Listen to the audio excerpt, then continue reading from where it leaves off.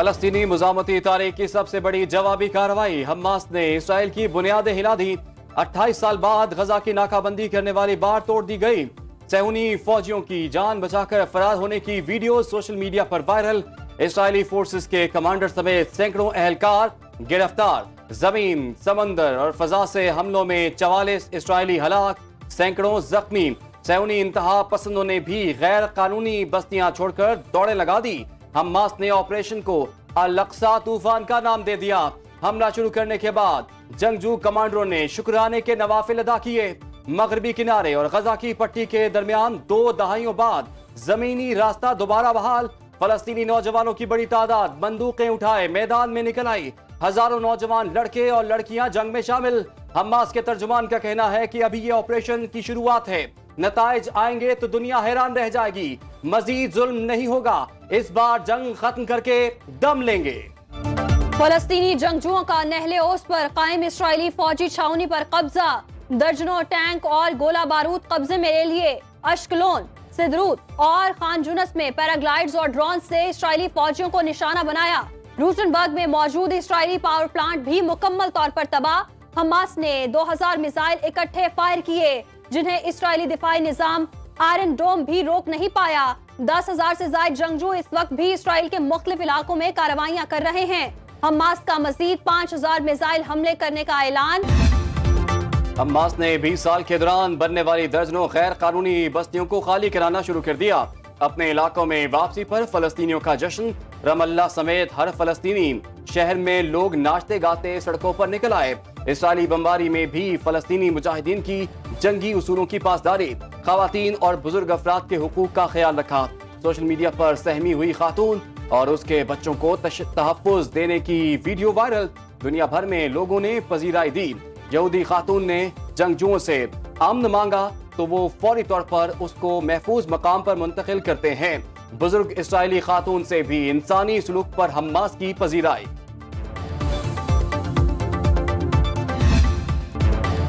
اسرائیل کا فلسطین کے خلاف اعلان جنگ، صہیونی فورسز کی غزہ میں اندھا دھند بمباری۔ 260 فلسطینی شہید، 1600 سے زائد زخمی۔ سدروت اور نتیوت میں موجود جنگجوؤں سے سڑکوں پر لڑائی جاری۔ غیر ملکی خبر رساں ایجنسی کے مطابق اسرائیل کی بستیوں میں لاشوں کے ڈھیر لگے ہیں۔ قابض فوج کو اس سے پہلے ایسے حملے کا سامنا نہیں رہا۔ اسرائیلی وزیر اعظم نے دھمکی دی، ایسی کارروائی کریں گے جس کے بعد یہ مسئلہ ہمیشہ کے لیے ختم ہو جائے گا۔ فی الحال غزہ کی صفائی ضروری ہے، اس کے لیے ہمیں آہستہ آہستہ آگے بڑھنا ہوگا۔ اسرائیلی فورسز کی زمینی کارروائی کی تیاریاں جاری ہیں۔ سب سے پہلے غیر قانونی بستیوں میں امن قائم کرنا ترجیح ہے۔ امریکہ، یورپ، برطانیہ سمیت مغربی ممالک کا اسرائیل کی حمایت کا اعلان۔ غزہ میں ہر قسم کی کارروائی کو اسرائیل کا حق قرار دے دیا۔ غیر ملکی جرائد بھی فلسطینی مزاحمتی کارروائی پر حیران۔ عرب اسرائیل جنگ کے بعد سب سے بڑی کارروائی قرار دے دیا۔ آزاد میڈیا کے مطابق اسرائیل کی جوابی کارروائی ٹارگیٹڈ نہیں، فلسطینی شہروں پر اندھا دھند بمباری ہو رہی ہے۔ صہیونی فوج کا آئرن سورڈ آپریشن انتہائی جارحانہ، صحافی سمیت سینکڑوں فلسطینی شہید ہو چکے۔ سدروت پر دوبارہ قبضے کی جنگ میں اسرائیلی فورسز اپنے ہی شہریوں کی جان کا تحفظ یقینی نہیں بنا رہی۔ اسرائیل نے مقبوضہ بیت المقدس میں بھی عام مسلمان شہریوں کو تشدد کا نشانہ بنایا ہے۔ غیر ملکی جرائد نے خدشہ ظاہر کیا، حزب اللہ بھی اسرائیل کے خلاف آپریشن میں جلد شامل ہو جائے گی، جس سے اسرائیل کے لیے مسائل بڑھ سکتے ہیں۔ سعودی عرب نے اسرائیل کو کشیدگی کا ذمہ دار قرار دے دیا۔ فریقین سے فوری جنگ بندی اور تحمل سے کام لینے کا مطالبہ۔ حکومتی ترجمان نے پیغام میں کہا، اسرائیل کی مسلسل انسانی حقوق کی خلاف ورزیوں کا رد عمل آیا۔ صہیونی فورسز کی اشتعال انگیزی سے صورتحال پیدا ہوئی۔ عالمی برادری ذمہ داری کا مظاہرہ کرے۔ ترک صدر کا بھی کشیدگی کے فوری خاتمے پر زور۔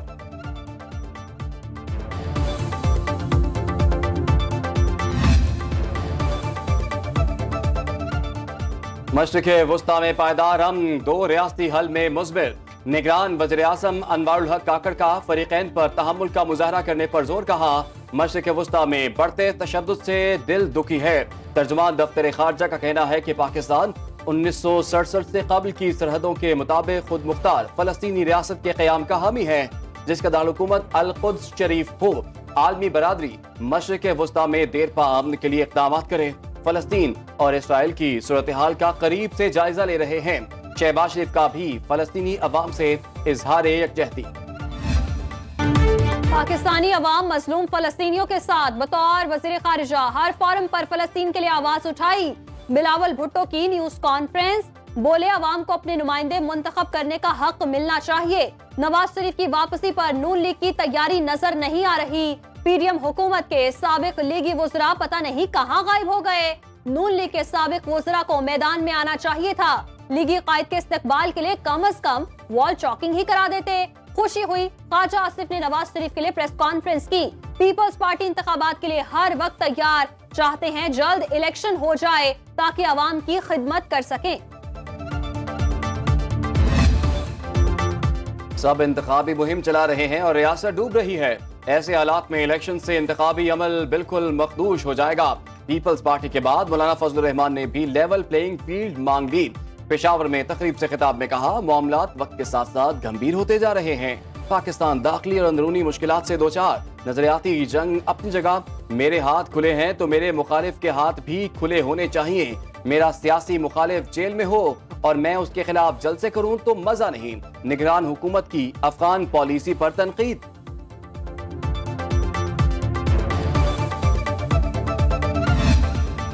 نواز شریف کی وطن واپسی کا مجوزہ پلان سامنے آ گیا۔ 9 اکتوبر کو برطانیہ سے سعودی عرب روانہ ہونے کا امکان۔ عمرے کی ادائیگی کے بعد شاہی خاندان کی اہم شخصیات سے ملاقاتیں کریں گے۔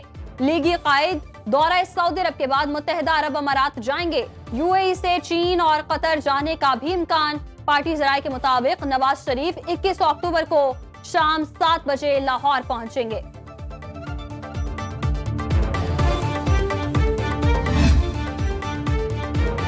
نواز شریف کی وطن واپسی کے لیے استقبال کی تیاریاں جاری۔ صدر نون لیگ شہباز شریف سے پارٹی رہنماؤں کی ملاقاتیں۔ سعید منہیس، آصف سعید، طلال چودھری، رانا احسان افضل اور ملک محمد احمد خان نے الگ الگ ملاقاتیں کی۔ لیگی رہنماؤں نے شہباز شریف کو نواز شریف کے استقبال کی تیاریوں سے متعلق آگاہ کیا۔ آئندہ الیکشن کی حکمت عملی اور ملک کی سیاسی صورتحال پر بھی تبادلہ خیال۔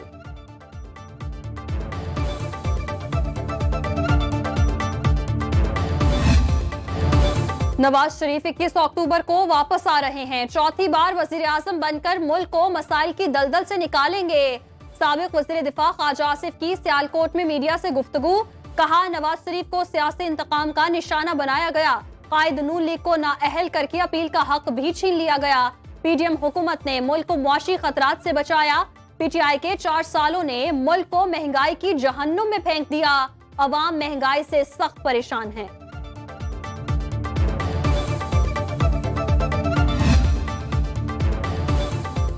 استحکام پاکستان پارٹی کا 13 اکتوبر کو جھنگ سے عوامی رابطہ مہم شروع کرنے کا اعلان۔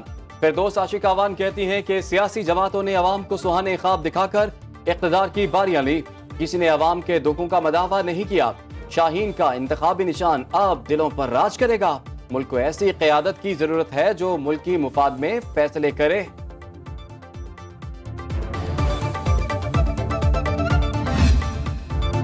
پیپلز پارٹی عام انتخابات پر غیر یقینی صورتحال کا شکار۔ خورشید شاہ کہتے ہیں حالات بہت مشکل، پتہ نہیں الیکشن کب ہوں گے۔ ایمرجنسی اور مارشل لا والی صورتحال نہیں۔ پیپلز پارٹی کا موقف واضح ہے، انتخابات میں تاخیر نہیں ہونی چاہیے۔ سیاست میں کسی پارٹی کو مائنس نہیں کیا جا سکتا۔ غیر قانونی افغان باشندے ہمارے گلے کی ہڈی بن گئے۔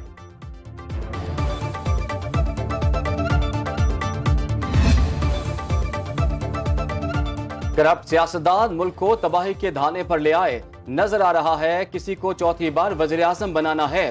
مسلم لیگ ضیاء کے صدر اعجاز الحق کہتے ہیں سب کو ایک ٹیبل پر بٹھائے ورنہ 90 کی دہائی کی سیاست دوبارہ شروع ہو جائے گی۔ ایک انتظامی آرڈر سے ڈالر نیچے آ گیا، یہ کام پہلے کیوں نہ ہوا؟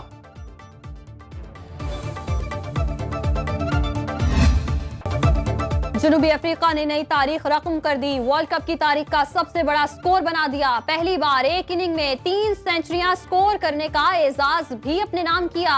راسی وینڈر ڈوسن، کوئنٹن ڈیکاک اور ایڈن مارکرم نے سینچریاں سکور کی۔ سری لنکا کے خلاف 428 رنز کا پہاڑ کھڑا کر دیا۔ سری لنکن ٹائیگرز کی 429 رنز کے ہدف کے تعاقب میں بیٹنگ جاری۔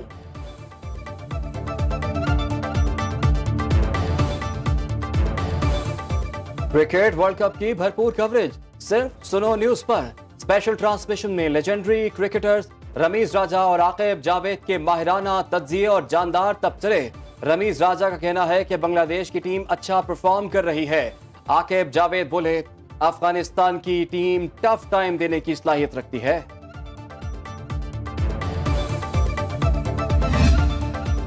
भारत आलमी खेलों के लिए गैर महफूज। पाक भारत मैच के दौरान दहशतगर्दी का थ्रेट। भारतीय पुलिस को वजीर आजम मोदी और अहमदाबाद स्टेडियम धमाके से उड़ाने वाली ईमेल मौसूल। पुलिस का कहना है धमकी आमेज ईमेल का जायजा लिया जा रहा है। अहमदाबाद की सिक्योरिटी बढ़ा दी गई। पाक भारत हाई वोल्टेज टाकरा 14 अक्टूबर को शेड्यूल।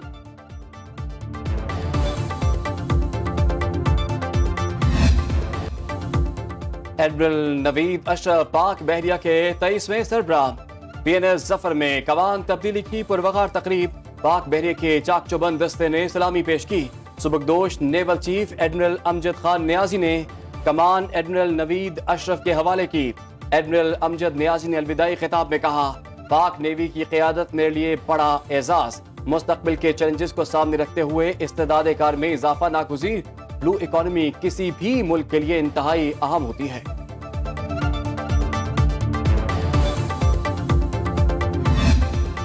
जमात इस्लामी का महंगाई के खिलाफ कल कराची में धरना देने का ऐलान। हाफिज नईमुर रहमान कहते हैं धरने की क़यादत अमीर जमात इस्लामी सिराजुल हक करेंगे। आलमी मंडी में पेट्रोल की कीमत में वाज़ेह कमी हुई। पाकिस्तान में भी पेट्रोलियम मसनूआत सस्ती की जाएं। सिंध में निज़ाम तालीम को बासर अफराद ने यरगमाल बना रखा है, जिससे तलबा का नुकसान हो रहा है।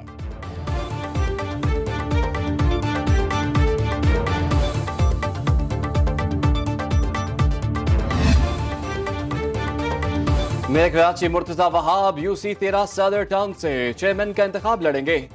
DRO ऑफिस साउथ में कागजात नामजदगी जमा करा दिए। डिप्टी मेयर सलमान अब्दुल्ला ने DC ऑफिस मलीर में कागजात नामजदगी जमा कराए। पोलिंग 5 नवंबर को होगी।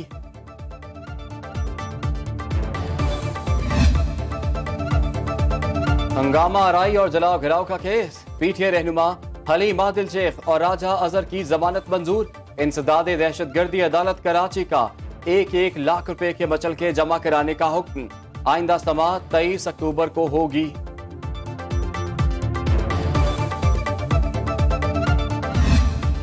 कराची में तालिबात को हिरासा करने वाला मोटरसाइकिल सवार गिरफ्तार। मुल्जिम अदील को फेडरल बी एरिया ब्लॉक 15 से हिरासत में लिया गया।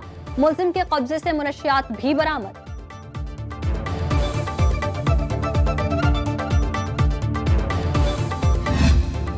अफगानिस्तान का मगरबी हिस्सा 6.2 शिद्दत के जल्जले से लरज उठा। अमेरिकी जियोलॉजिकल सर्वे के मुताबिक जल्जले का मरकज सूबा हेरात का इलाका जिंदा जान था। गहराई 10 किलोमीटर थी। जल्जले के झटके ईरान और तुर्कमानिस्तान में भी महसूस किए गए।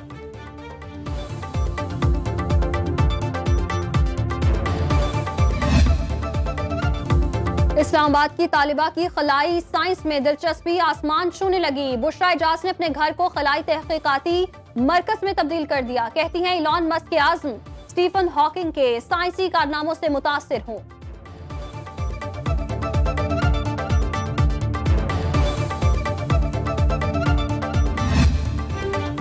सवात का सयाहती मकाम बालासोर टॉप खूबसूरती में बेमिसाल।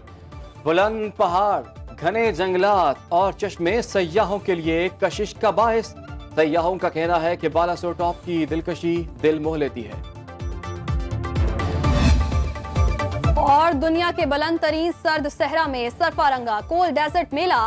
क्वालिफाइंग राउंड कल होंगे। 100 से जायद ड्राइवर महारत का मुजाहिरा करेंगे। मुल्की और गैर मुल्की सयाहों की शिरकत। मुख्तलिफ स्टॉल्स लोगों की तवज्जो का मरकज।